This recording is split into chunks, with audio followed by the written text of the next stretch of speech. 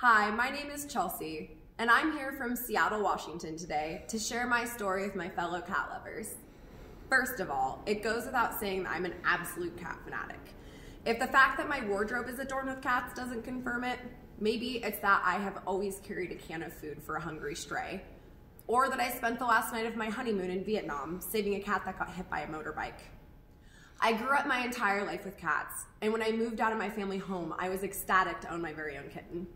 And I was confident that the years spent caring for cats had set me up to provide her with the very best life.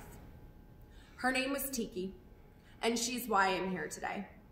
It's my hope that by sharing her story, she will save many lives to come, and that her tragedy does not become yours. 8 years ago, I got home from work late on a Saturday night to a sight that I had never seen before. There was Tiki, her little body tremoring, her muscles stiffening, and her eyes looked wide with what I imagine was pain. Her vet was closed, so I didn't have a choice but to rush her to the nearest 24-hour animal hospital.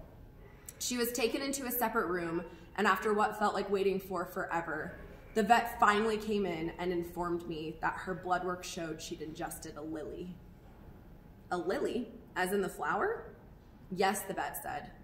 Lilies are fatally toxic to cats by attacking and almost immediately shutting down their kidneys.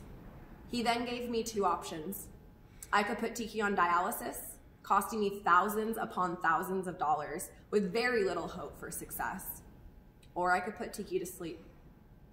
At age 22 and with very few resources, I didn't have a choice but the latter. And at age 1, I had to say goodbye to Tiki. All because she had nibbled on a flower that I had absolutely no idea could kill her. I went home feeling empty, guilty for not knowing. There on the kitchen counter was the bouquet of flowers that my roommate had received earlier that week for her graduation. I went over to check them out, trying to find any evidence that she had gotten into them. And there on one of the petals were just a couple of bite marks. None of it was even missing, but that had been enough. The toxin in the plant that is responsible for all of this is actually still not known, but every part poses a threat. The stem, the leaves, the petals, the pollen, the stamen, even the water that the plant is sitting in. There are several different types of poisonous lilies: Easter lilies, tiger lilies, Asiatic lilies, daylilies. There are also lily of the valley. They attack the heart, not the kidneys. However, they are fatal to the heart. There's also peace lilies. They're toxic, however, they will not kill your cat. The toxin's gestation period varies. Depending on what part of the plant your cat got into, the flower is the most poisonous area. It's also contingent on your cat's body size and how much of it was consumed.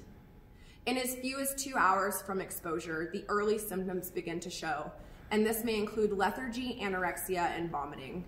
It is crucial that your cat receive immediate medical attention before these signs progress on to signs of acute renal injury.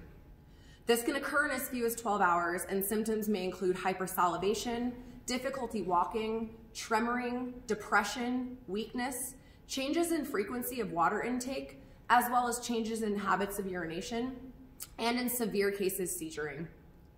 If not treated, death is 100% imminent.